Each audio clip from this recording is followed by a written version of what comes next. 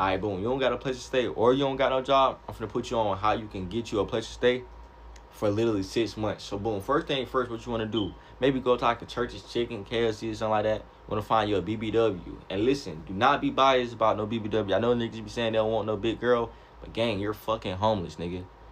Beggars can't be choosers right now. So boom, what you gonna do? You know what I'm saying? Find you a BBW and shit like that. Find you a good one though. Most BBWs have good jobs. So you find you a good BBW, you know what I'm saying?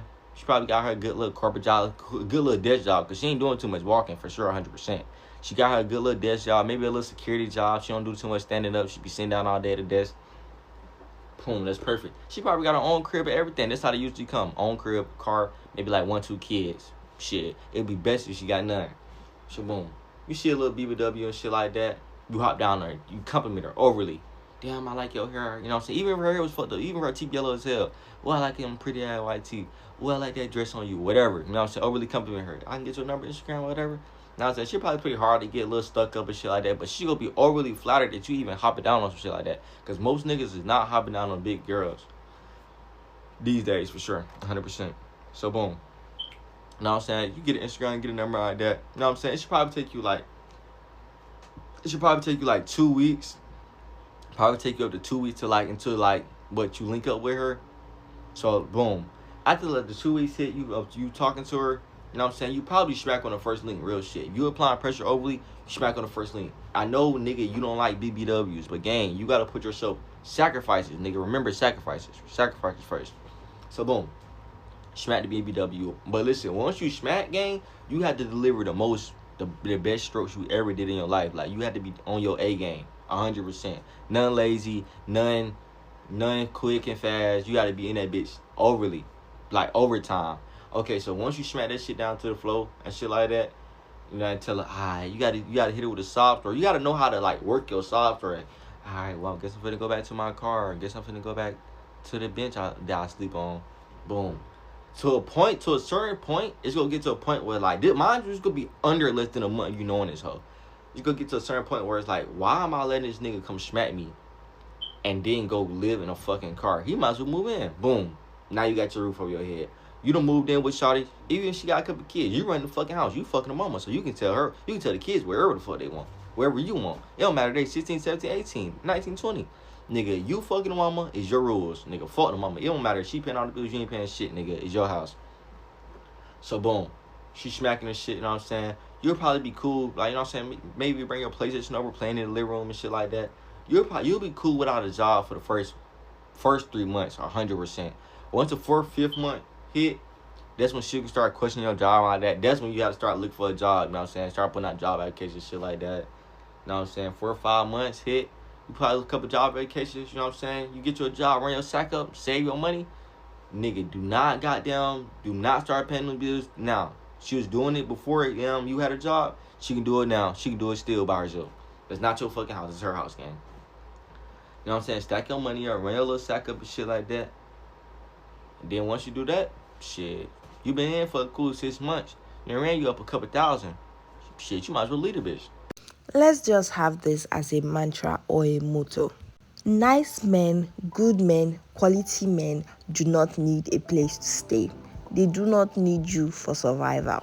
Good men, quality men that are even deserving of the presence of a woman do not need you for survival, do not need you for shelter, do not need you for clothing, do not need you to feed. If he's that broke or he's stranded, he has homeboys, he has friends, he has people that he can turn towards.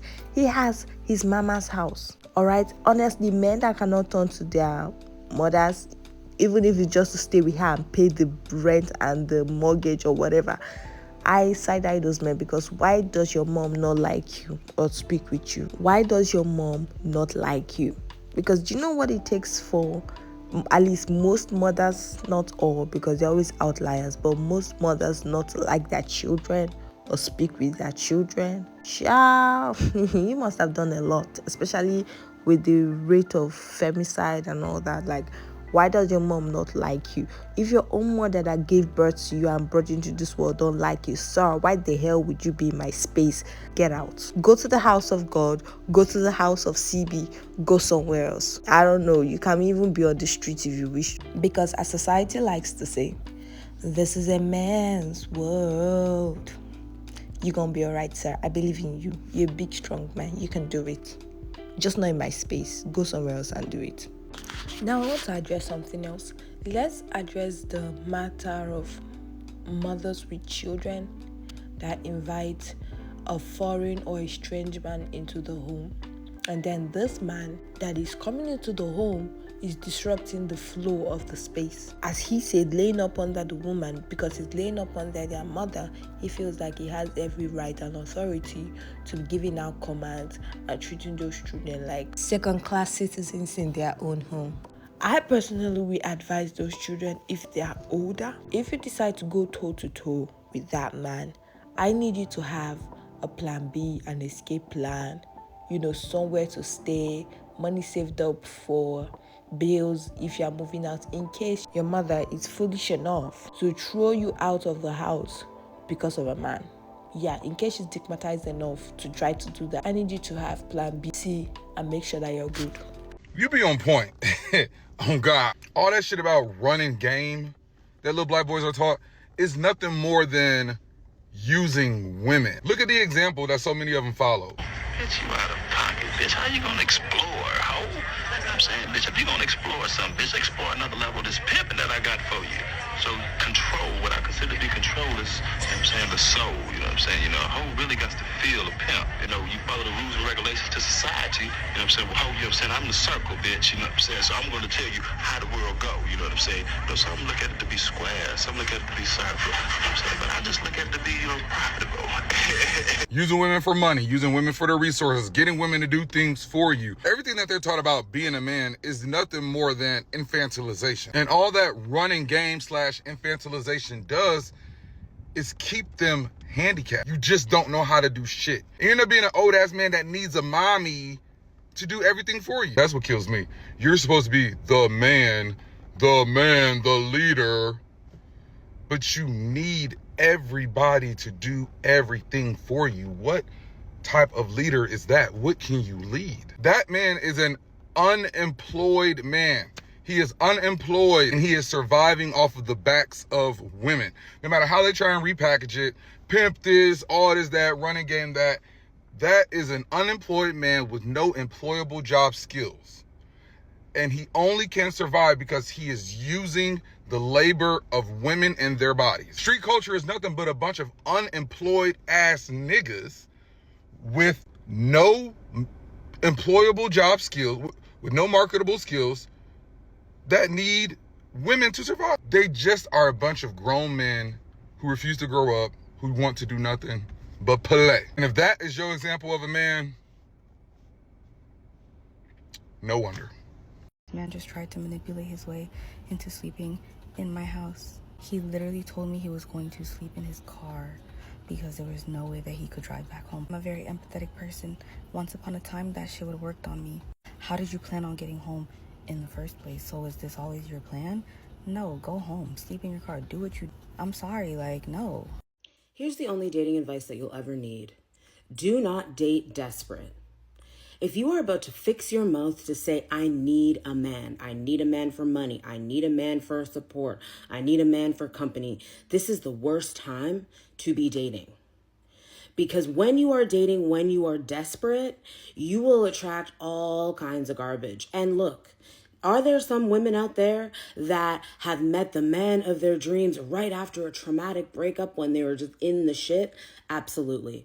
But that is the exception. That is not the rule. Do not think that you are the exception when it comes to dating, because you are setting yourself up for pain, for heartbreak, for failure, quite frankly. I know women that have gone from one relationship to the next and it seems all perfect, and then that guy turns out to be just as bad as the one before. And the reason is you are not looking with clear eyes. If you just broke up with someone and it was exceptionally traumatic, you are financially traumatized, you're emotionally traumatized, maybe you are physically traumatized, and you jump into a relationship with a man, that is dating from a place of desperation. You are trying to fill the hole that was left by what was before. If you are lonely all the time, you are in your bed rotting and crying because you are single, that is not the time to accept the invite to be with someone. You first need to fix and feel good within yourself and then date. Do not date when you need money, because that will set you up to be financially harmed by someone. Do not date when you are down in the doldrums emotionally, because that will set you up to be emotionally harmed. Okay? It is so important that in this era of dating apps and dating and wanting a boyfriend and wanting to be a stay-at-home mom or a stay-at-home girlfriend or all of these things, that you remember that you take care of yourself first. If you enter into a relationship, it's because your life is good and that person is making it better. And again, don't come in my comments and say, well, I met my guy right after a traumatic relationship and blah, blah, blah. You are the exception. I am talking about the rule. The only dating advice that you should heed from anybody is do not date when you are desperate. Make sure that you are up out of the desperation. You have risen from the ashes like a phoenix, and then start dating. You will attract better quality men. You will find yourself in better relationships. And if that guy starts to act crazy and talk out the side of his mouth, you are good enough that you are able to get up and walk out the front door and never look back. Desperation in romantic relationships isn't just wanting love or willing to do anything to have love, but it's also fearing the loss of love that you're willing to sacrifice yourself, abandon yourself to keep it. Emphasis on not just getting it, but your willingness to sacrifice anything to keep it. Let me give you an example now. Let's say a single mother that was willing to do anything to have love, even to the point of bringing a random strange man into her home to be in the same environment with her vulnerable children.